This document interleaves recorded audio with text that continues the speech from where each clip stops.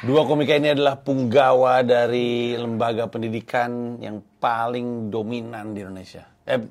Lembaga pendidikan stand up comedy. Betul. Yang paling dominan. Jauh ini paling dominan. Iya. Kenapa? Karena nggak ada saingan, nggak ada lagi. Ramon Papan. Ih, Ramon Papan. Comika punya pecahkan, Ramon Papan apa namanya? Nggak Pecah, IBCC. Nggak pecah sih. Nggak pecah. Iya. Nggak maksudnya kan kami namanya pecahkan. Ya, betul. Iya, namanya kan apa namanya? IDCC. IDCC. Apa namanya? I don't care kayaknya. Wah, Menghina mulu. IDCC. Menghina Idol mulu. komedi. Komedi. Kita, nih maaf ya, Om Ramon ini Aku juga minta maaf, Om bangsat Ramon. nih. Kita kan ini sama-sama stakeholder pendidikan stand up comedy. Betul. Support sebenarnya mah. Iya. Dulu awalnya juga pasti komika, apalagi komika lama pasti belajar dari bukunya Ramon kan juga pasti. Ramon, Bang lah at least. Oh, Bang Ramon. Bang Ramon Papana. Om Ramon. Om Ramon.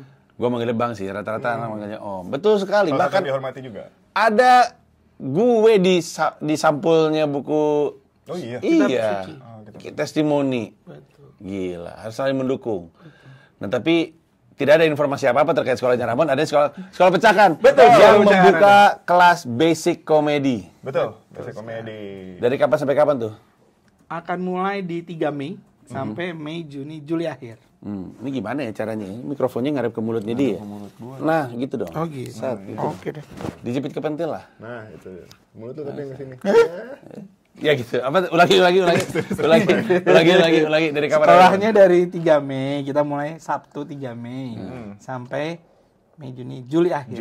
Juli. Karena sekolahnya cuma 3 bulan. Kalau Anda baru mau ngomong, kalau Anda cermati informasi tentang sekolah pecahkan kan sudah terjadi beberapa kali di kanal YouTube gue. Betul. Setahu lu adalah 1 semester 6 bulan. Nah, kali ini kelas basicnya itu jalan 3 bulan. 3 bulan. Pertemuannya lebih sedikit. Lebih sedikit. 12 kali pertemuan termasuk pensi di akhirnya. Termasuk pensi. Sudah termasuk open mic-nya? Di luar itu. Di Itu luar cuma itu. tatap mukanya aja. Tatap muka, di luar pensi. Nah,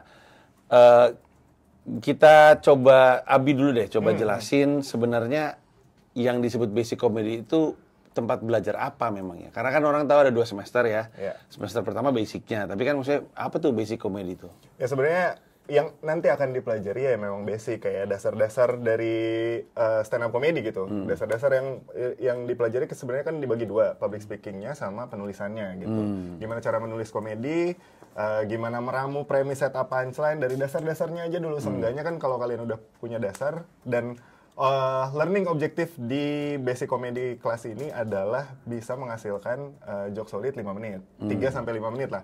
Seenggaknya udah tahu dasar-dasar menulisnya gimana, dasar-dasar menyampaikan komedinya seperti apa, bisa dikembangkan setelah lulus dari basic comedy ini. Karena udah punya dasar yang kuat gitu sih. Karena namanya basic dasar.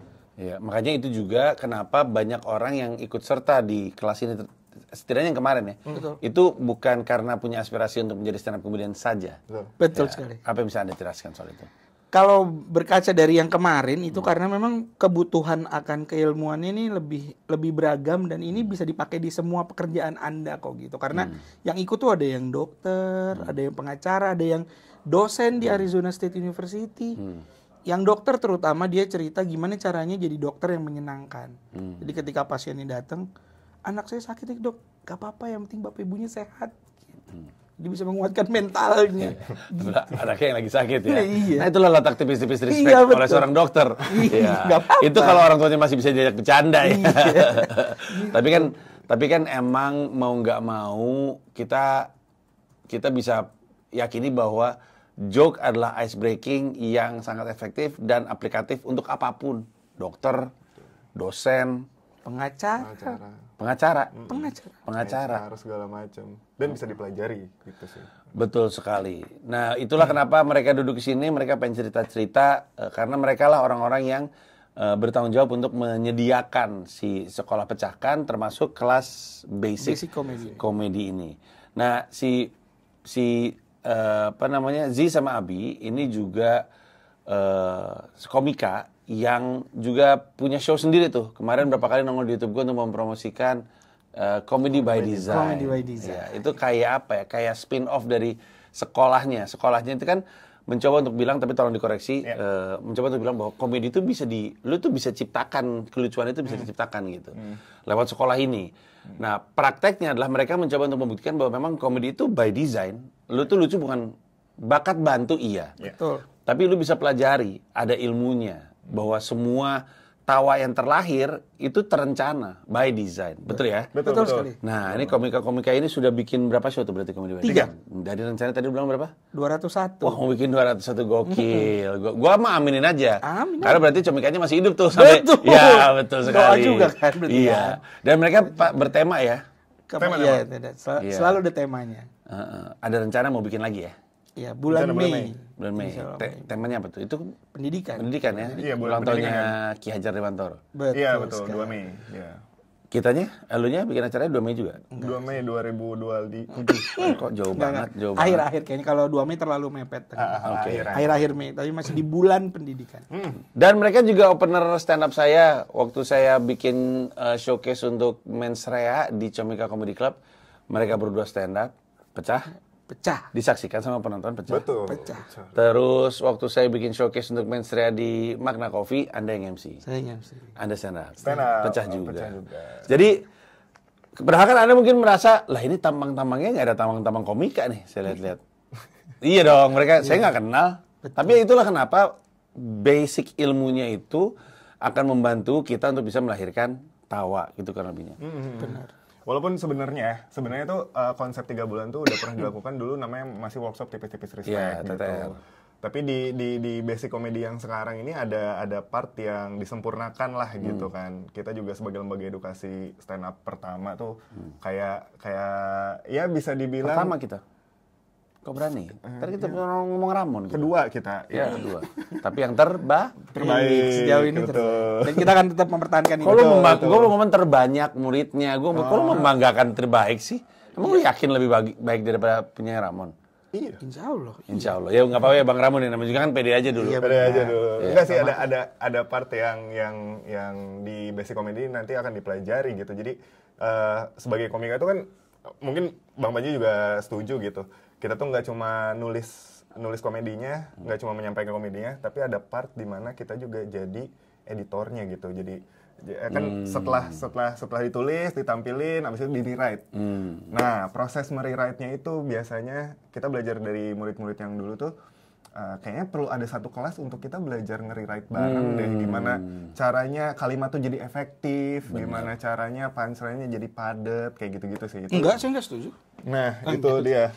Jadi kalau gue sih gue jambak teman gue ngomong kayak gitu, orang lagi jelasin, gue jambak. Cuma Arab sih mana berani kita ya.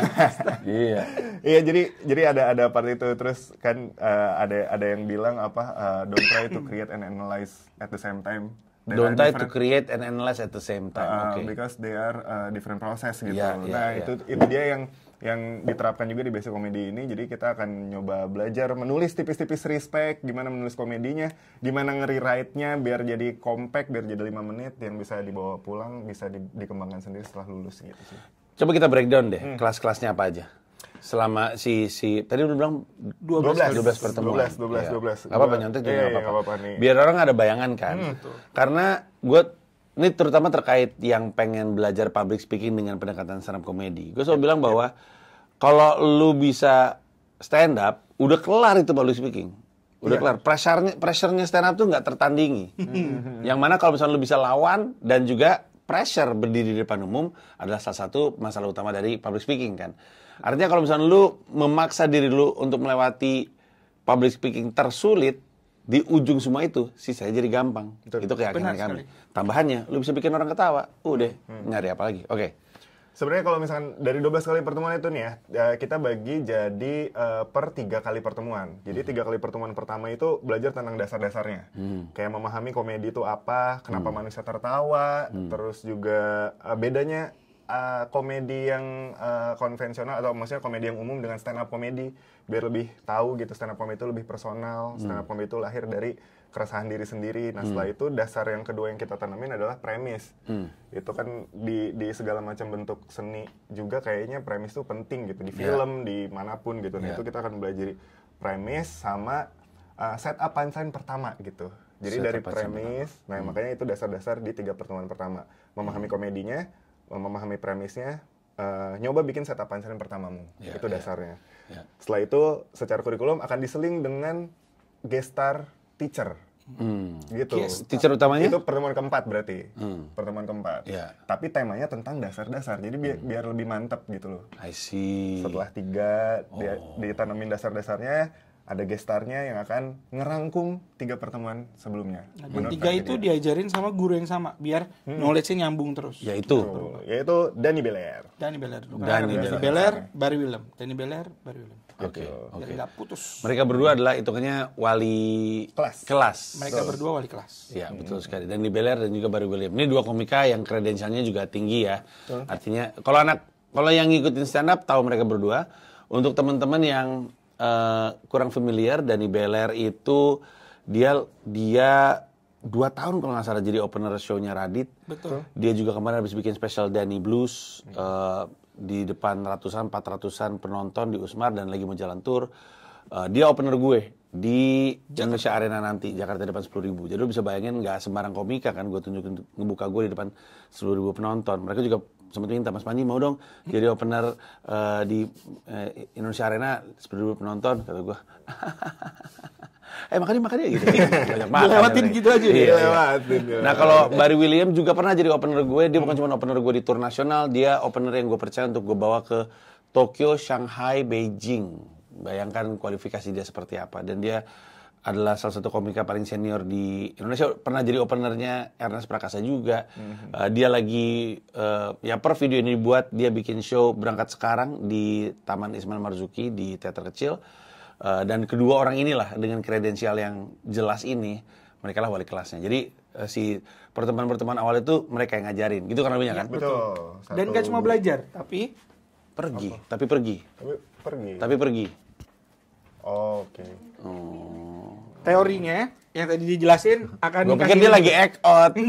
pergi Nungguin gitu ya, Iya. nungguin. Iya. Gitu ya. Akan ada ini juga. Ini akan dapat jadi diktat buat Oh. nanti pendamping selama kalian belajar selama 3 bulan. Betul. Karena di sini nanti nggak cuma belajar teorinya doang, prakteknya juga banyak di situ. Betul. Akan nulis, akan berpikir, akan berimajinasi, Iya. ditemenin sama buku itu.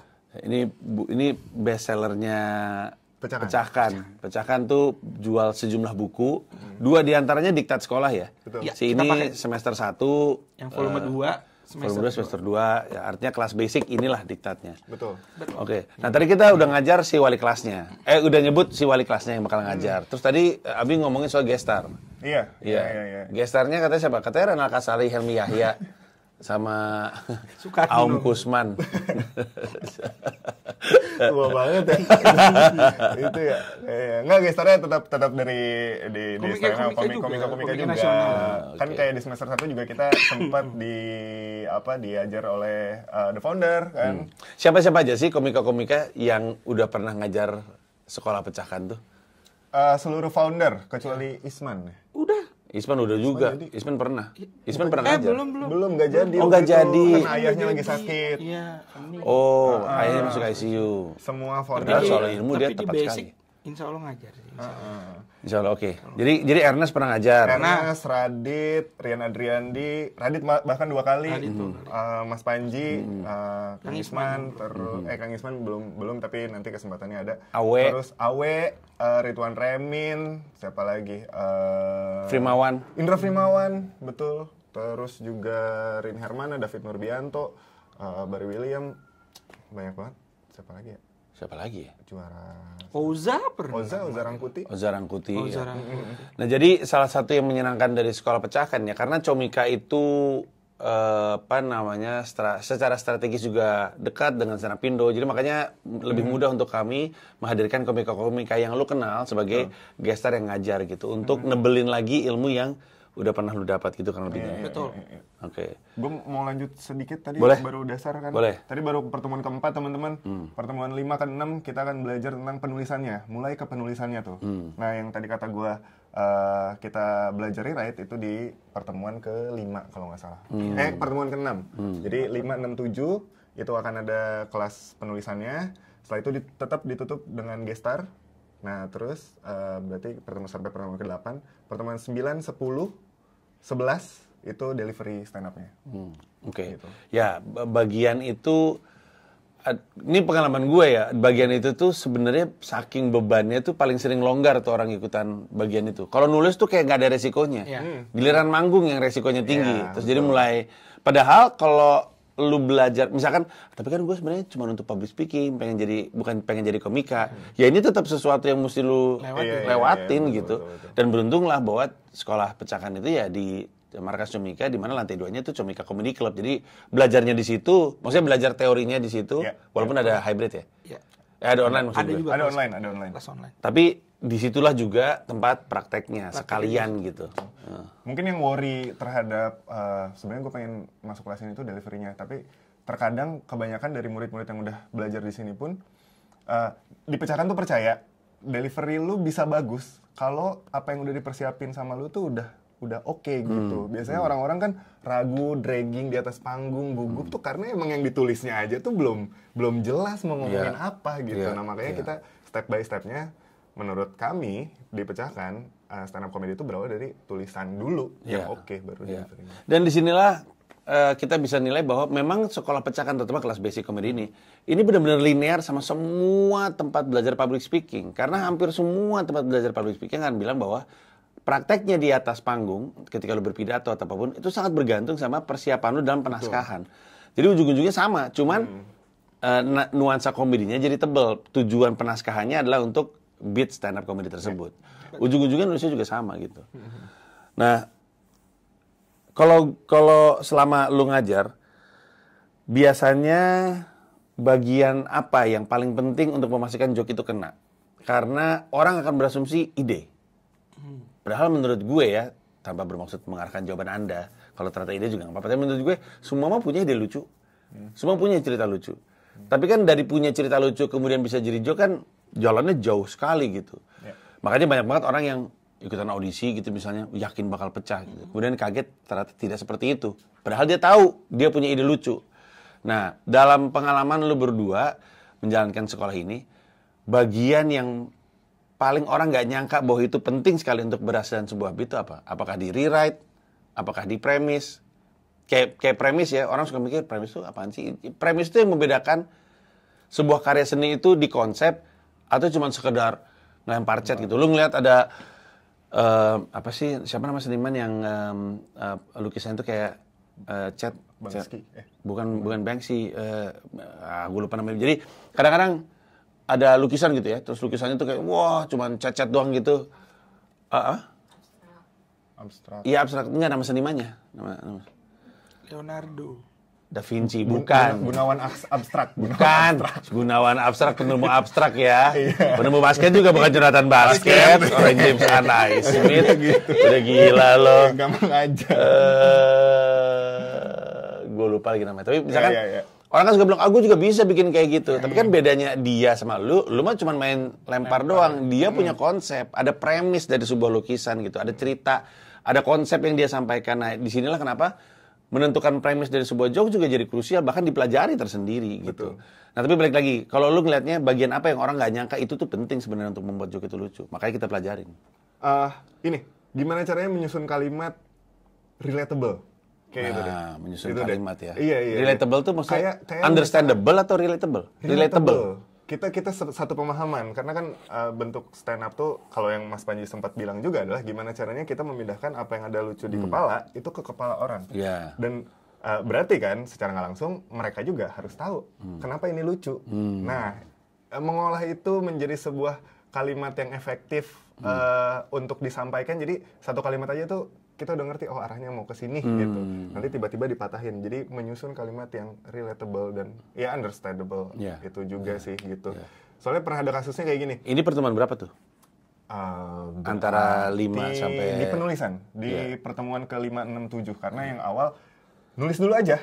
Yang awal mah gitu. Baru nanti kita olah di pertemuan 5, 6, 7 di penulisan gitu.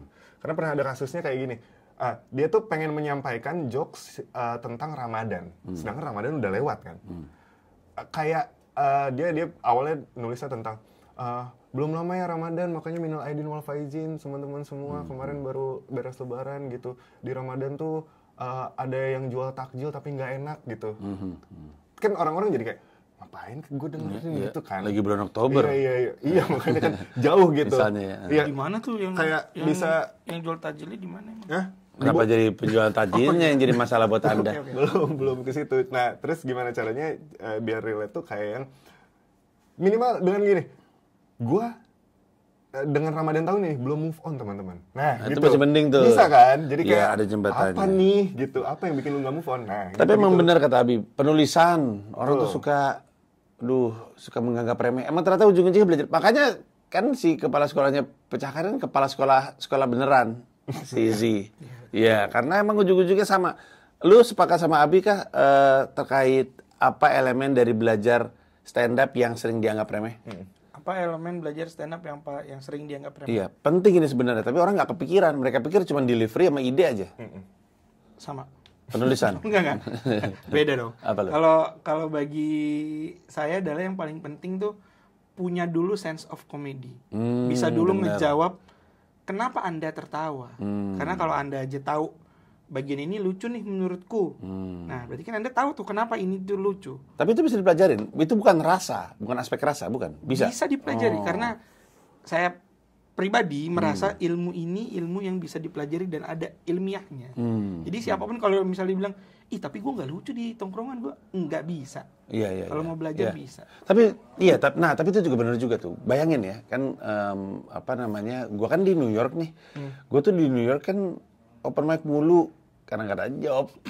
Nah, gue ketemu sama komika-komika yang mengaku, setidaknya dia mengaku, atau setidaknya gue 3 tahun lah ngeliat dia, kan gue udah 3 tahun kan, 3 tahun ngeliat dia, tapi dia mengaku udah 8 tahun, 10 tahun. Tapi ketika open mic tuh masih dengan modal cerita lucu. Ngerti nggak maksud gue? Jadi kan, kalau ceritanya lagi lucu, lu ceritain jadi lucu. Tapi kalau ceritanya nggak lucu, ya nggak akan jadi lucu. Betul. Yang membuat cerita nggak lucu ini jadi lucu adalah aspek penulisannya itu loh. Dan, tadi itu poin yang pertama. Poin kedua adalah, kalau lu ada yang salah dengan sensitivitas komedinya, inilah yang kemudian jadi permasalahan kayak, kok itu diketawain, kok dia kurang ajar. Itu karena dia nggak benar-benar ngerti kenapa orang tertawa gitu. Ada alasannya loh. Bahwa dia tertawa karena sesuatu kan bukan berarti penonton tertawa karena itu. Betul. Kalau otak lu korslet gitu kan, yang nggak lucu jadi lucu buat lu gitu. Benar. Lu sering ketemu itu? Sering ketemu kasus di mana orang tuh seseorang ini mesti bukan dihajar, mesti ditempa untuk kasih tahu orang tuh ketawa karena ini sebenarnya. Lu nggak bisa main sembarangan. Pernah, sering malah ketika ini berjalan 6 bulan, makanya pengen si sense of comedy ini kita taruh di paling depan betul. Sehingga sebelum Anda mau menulis, sebelum Anda dipaksa udah tulis aja dulu, tapi Anda tahu dulu. Lucu tuh kenapa sih, atau minimal buat Anda sendiri dulu. Ya. Itu yang kalau waktu itu gua ngajar tuh yang ngomongin soal keterwakilan, gitu nggak sih? Iya. Apa sih? Superioritas. Ketidaksesuaian. Sama keterwakilan. Oke, 3 itu ya. Superioritas itu berarti karena secara hierarkis Positioning. dia yang lagi sial, gue enggak gitu ya. Kayak ngeliat orang kepentok, orang kepleset gitu kan. Iya. Terus apa satu lagi? Ketidaksesuaian Ya. kayak yang contoh gampangnya jok Sri Mulat makan gitu. Ya, kita kesesuaian, betul sekali ya. Oke. Itu juga walaupun contohnya slapstick tapi secara penulisan juga sama. Sama terakhir apa tadi? Keterwakilan. Pembebasan. Kayak ngomongin Sesuatu yang kayaknya orang lain lagi pada sepakat ngomongin. gitu. iya. ngomongin. Ngomongin Erick Thohir gitu misalnya. Atau siapalah gitu. RK. Ya, RK betul. Oke. Nah, ini juga sesuatu yang dijelasin. Sekali lagi ini baru akan jalan 1 Mei. 3 Mei. 3 Mei. Iya, selama 3 bulan ke depan dengan 12 kali pertemuan. Nanti ada prakteknya juga, Ada pertemuannya UTS-nya juga. Ada UTS-nya juga. Ada UTS juga. Ada UAS-nya, ada pensinya. Ada pensinya, Asik ada ya study sekolah. tour. Enggak sih, enggak ada study tour, Mas. Suka ada kadang-kadang. Waktu itu Kemarin ada founder. Founder. Kita Iya. cariin. Study tour. Mensrea? Iya, Kelewat coba ya? kita bikin. Kelewat ya? Juli, kita beresnya Juli. Oh, beresnya Juli. Iya, oke. Ya nanti kita carilah. Ya, kira-kira apa yang bisa di study. Kalau ada, kita study tourin. Betul. Oke. Biayanya berapa investasi untuk ikutan ini? Biayanya untuk 3 bulan ini kalau Anda ngambil kelas offline itu 3 juta Di Jakarta itu. di Jakarta. 12 datang pertemuan 3 juta. ke markas setiap Sabtu jam 10 sampai jam 12 3 juta. Tapi kalau Anda ngambil kelas online di rumah aja 2 juta. Selama 12 kali pertemuan. Oke, dan ketika online itu ada shadow teacher-nya. Betul. Jadi gimana teknisnya? Jadi pertama ngikut dulu, habis itu mencar. Iya, Gitu jadi ya? 1 jam belajar bareng-bareng dengan guru yang ada di sini. Misalnya Bang Dani Beler ngajar, ya udah semua belajar sama Bang Dani Beler. 1 jam selesai, yang di offline akan tetap belajar sama Bang Dani Beler. Yang online tadi akan geser ke shadow teacher ngobrolnya biar lebih intens. Iya, iya, Apa biar yang bisa mau tektokan. ditanyain dan segala macam. Dan juga shadow teacher kami juga kompetensinya tinggi, Sanpras. Terus Kalau untuk yang sekarang sekarang siapa? ada 2, Siapa? Mas Dwik sama Alma. Dwik dan Alma. Yes. Oke, itu talentnya Comika juga. Mereka akan membantu lu untuk mengembangkan penulisan lu. Dua-duanya juga kredensial. Si Dwik kan ini ya, Suci 10. Ci 10. Betul. Alma ini up and coming talent yang di mana-mana ngikut lomba, terus pecah mulu. Makanya diajak gabung ke Comika Management. Nah, sekali lagi untuk yang streaming, untuk yang online, kelas online itu 2 juta, 12 pertemuan. Kalau yang offline datang ke markas 3 juta, 12 kali pertemuan. Mau nambahin, bisa dicicil teman-teman, santai aja. Dicicil per 50 perak lah. Iya. Berapa kali? Lamaan nih? tuh. Lawan, ada sistem cicilannya. Kalau mau lebih lengkapnya langsung WhatsApp di berapa ya? Pecahan.com aja, Pecahan.com klik kelas aja. basic, ada nomor WhatsApp-nya di situ. Iya, iya, di kelas.com. Ada informasi penting yang nggak gue tanya tadi? Ada satu ketinggalan tentang after class-nya sebenarnya, karena menurut Dugem dong. Anjay. menurut kami 3 bulan tuh terlalu sebentar Iya. untuk belajar, makanya terus ada banyak pertanyaan kalau setelah 3 bulan ngapain lagi dan segala macam. Itu yang lagi kami bangun semenjak 1 tahun belakangan lah. Kita bikin namanya Iluni, Ikatan Keluarga Alumni Pecahkan. Jadi Nice to meet you. ekosistemnya yang memang teman-teman bisa banget nanti join ke sana, dan kita nggak akan putus untuk berbagi. Terus untuk berbagi, untuk nge-share job mungkin, Ya, untuk nge-share ya. komik Ya, bareng atau apapun Persis itu. kayak Iluni beneran ya. Persis. Ada peluang kadang-kadang di Yes, situ. ada peluang di sana itu. Sekarang udah ada di atas 180-an orang. Jadi kebayang kalau nanti teman-teman join, nggak cuma belajar kelasnya, tapi ikutan ke ekosistemnya untuk kita bangun. Kegiatan alumninya apa? Dugem. Gokil, gokil. Balikin lagi. Iya, anakin party semuanya. Tapi at least enak berada dalam satu wadah di mana disitulah orang-orang yang pernah belajar dan berinteraksi dengan sekolah pecahkan, itu bisa saling tektokan. Ya ibaratnya kalau lu masuk sekolah gitu ya, masuk kelas 1, lu ada anak kelas 2, anak kelas 3 yang bisa lu tanya gitu lah kurang lebih. Iya, betul, Lu berjejaring ya itu bisa terjadi juga. Cuman ini bedanya adalah udah pada lulus gitu. Kasarnya. Ya. Itu aja. Ada lagi. Lagi. Ada lagi. Tadi belum disebutin sebenarnya intinya kalau emang mau daftar ke pecahkan.com aja langsung di situ udah ada tab-nya, diklik langsung diarahin ke Google Form, itu udah di situ kayak daftar ulang. Plus yang komen di video ini dengan alasan pengen ikut sekolah pecahkan dapat potongan 10%. Jadi ini muncul di kolom komentar nih. Betul. Terus dia ngasih alasan. Alasannya kenapa mau ikut sekolah pecahkan? Lumi 10%. 10% dari 3 juta. 300.000 berarti. Lumayan bener. Lumayan, Bray. Lumayan bener itu. Oke, terus mau begini gimana? Screenshot WhatsApp. Ya. Gokil. Oke kalau begitu. Udah habis keluar semua? Udah. Oke, Zi, Abi, terima kasih banyak atas kehadirannya. Untuk yang pengen belajar stand up comedy atau belajar public speaking via kesenian stand up comedy, silakan masuk ke pecahkan.com. Thank you. Oke. Bye-bye. Thank you.